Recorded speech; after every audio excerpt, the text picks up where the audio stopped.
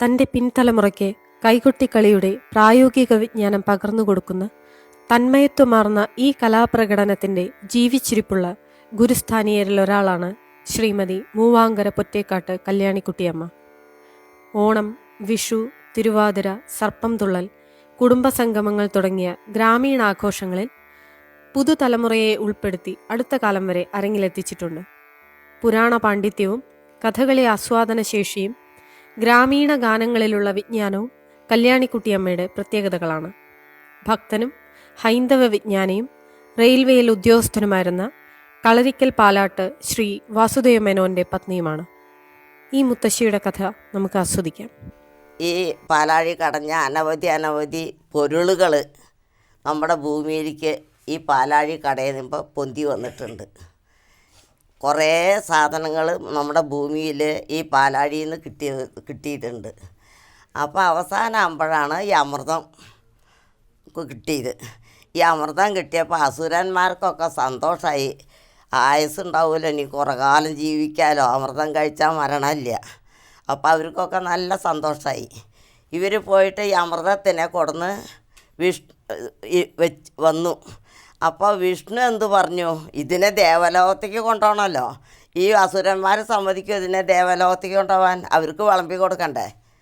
അപ്പോൾ വിഷ്ണു എന്തു ചെയ്തു, ഒരു മായാമോഹിനിയുടെ വേഷം ധരിച്ചു.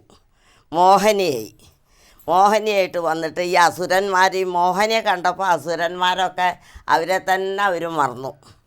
അങ്ങനെ ആ മായയിലാണ്ട് പെട്ടു. അപ്പോൾ മോഹിനി പറഞ്ഞു, എല്ലാവരും പോയിട്ട് കുളിച്ച് വരുമെന്ന് പറഞ്ഞു. അങ്ങനെ എല്ലാവരും പോയിട്ട് കുളിച്ച് വന്നു. എല്ലാവരും കണ്ണും ചീമ്പിയിരിക്കണം. കണ്ണും ചീമ്പിയിരുന്നെങ്കിലേ ഈ അമൃതം വിളമ്പി തരുള്ളൂ എന്ന് പറഞ്ഞു.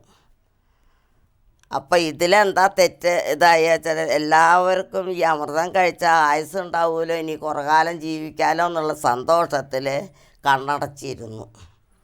കണ്ണടച്ചിരുന്നപ്പോൾ ഈ മോഹിനി എന്ത് ചെയ്തു, ഈ അമൃതമായിട്ട് ദേവലോകത്തേക്ക് പോയി. ഈ മോഹിനിയായത് വിഷ്ണുവാണ്.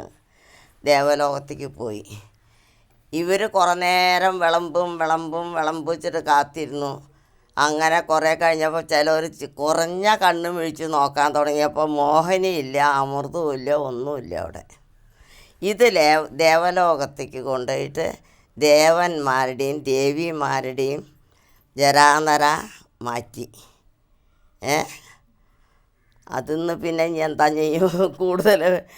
അങ്ങനെ ഈ മഹർഷി കാരണം ദേവന്മാർക്ക് ജരാനര ബാധിച്ചത് ഈ നദിയിൽ നിന്ന് അമൃതം കിട്ടിയിട്ട് ആ ജരാനര മാറ്റി.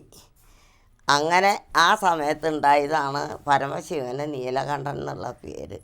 കണ്ടത്തിൽ ഈ വിഷം വരിക കാരണം നീലകണ്ഠൻ എന്നുള്ള പേര് വന്നത്.